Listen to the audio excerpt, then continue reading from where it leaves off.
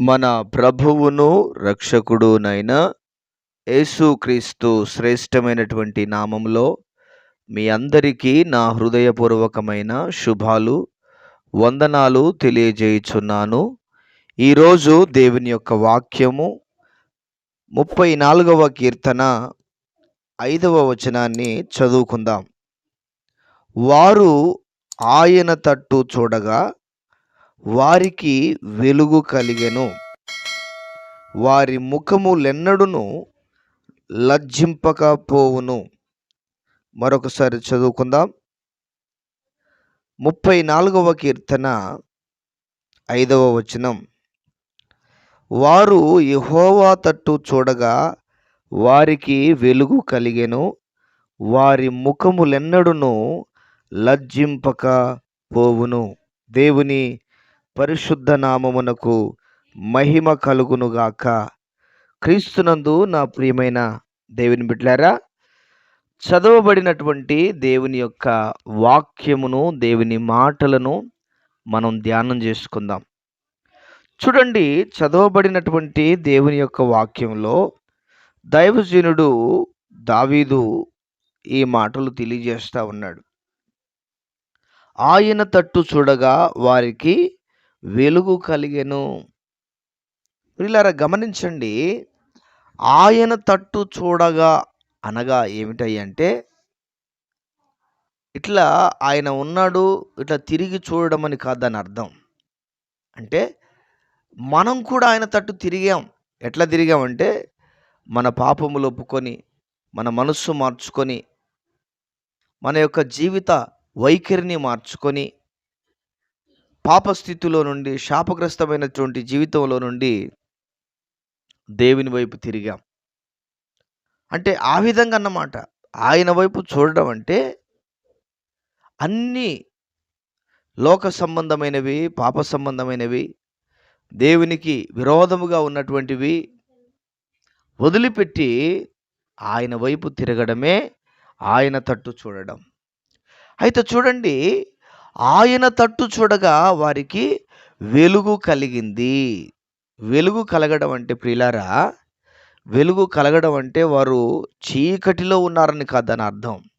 అంటే వారి యొక్క పరిస్థితులు, వారి యొక్క నెమ్మది లేని జీవితాలు, ఏమండి, సమాధానం లేని జీవితాలు, జీవితంలో కష్టాలు, కన్నీళ్ళు, రకరకాలైనటువంటి పరిస్థితుల మధ్యలో ఉన్నటువంటి జీవితాలు ఏవైనాయట, ఆయన వైపు చూడగా వెలుగు కలిగింది.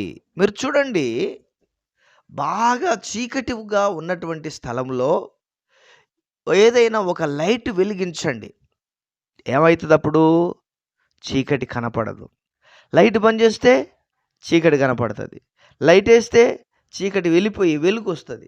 అంటే దాని అర్థం ఏందయ్యా అంటే, ఇక్కడ వారి జీవితంలోనికి వెలుగు అంటే ఒక నిమ్మలమైనటువంటి జీవితం వారిలో కలిగింది. ఒక నిమ్మలమైనటువంటి జీవితం వారిలో కలిగింది. ఒక సమాధాన సంబంధమైనటువంటి జీవితం వారిలో కలిగింది. ఎలా అంటే, ఇన్ని రోజుల కాంచి బాధపడుతున్న మా బాధకు ఈరోజు పరిష్కారం దొరికింది అనేటువంటి రీతిలో వాళ్ళ జీవితాలు వెలుగుతాయి, వారి ముఖాలు వెలుగుతాయి. ఏమండి, నెమ్మది లేని జీవితాల్లో ముఖంలో వెలుగు ఉండదు. సైతాను ఉన్నటువంటి జీవితంలో వెలుగు ఉండదు. ఎప్పుడైతే అది వెళ్ళిపోతుందో వెలుగు మనలోనికి ప్రసరిస్తూ ఉంటుంది. చూడండి ప్రియులారా, మనం ఆయన తట్టు చూడడం మనం నేర్చుకోవాలి.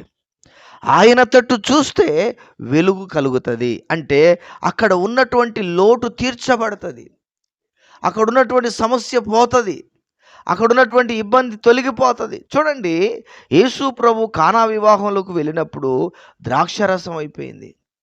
అందరూ ఎట్లా ఎట్లా ఎట్లా అనుకుంటున్నారు.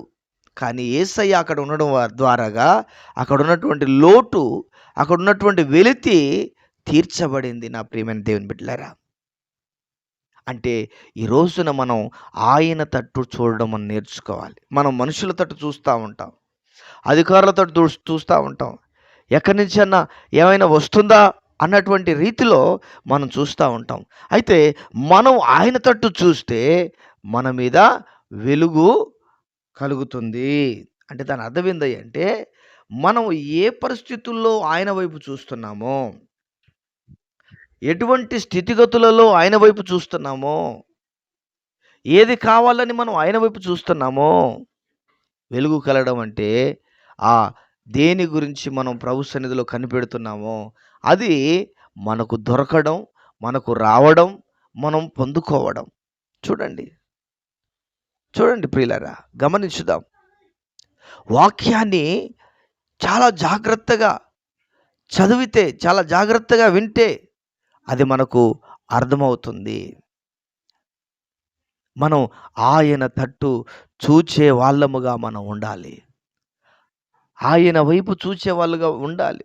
ప్రభు అంటాడు, మీరు నా తట్టు తిరగండి, నేను మీ తట్టు తిరుగుతాను.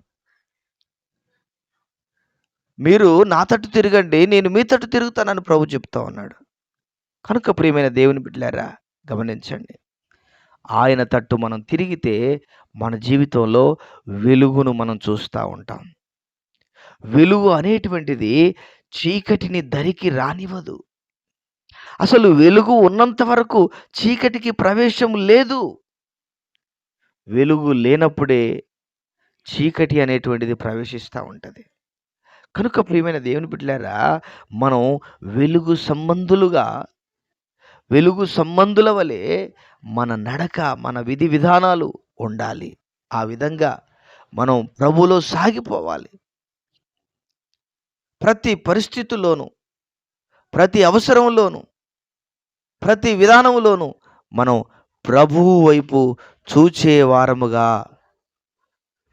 వారముగా మనం ఉన్నప్పుడు మన జీవితాలలో ఉన్నతమైనటువంటి ఘనమైన కార్యాలను మనం చూడగలుగుతాము. అటువంటి కృప, సన్నిధి, భాగ్యమును ప్రభువు మనకు దయచేయునుగాక. Amen, amen. ప్రార్థన. ప్రభువా, నీకు స్తోత్రాలు. విన్న వాక్యాన్ని మా వినికిడిలో దీవించి ఆశీర్వదించండి. మాకు దీవెనకరంగా మార్చండి, మాకు ఆశీర్వాదకరంగా మార్చండి. వింటున్న ప్రతి బిడ్డను మీ వెలుగు చేత కప్పండి.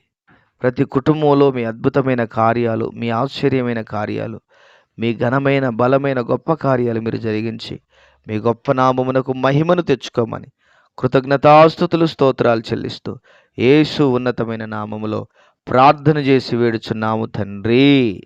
Amen, amen. దేవుడు మనందరినీ పేరు పేరున దీవించి ఆశీర్వదించునుగాక. Amen, amen.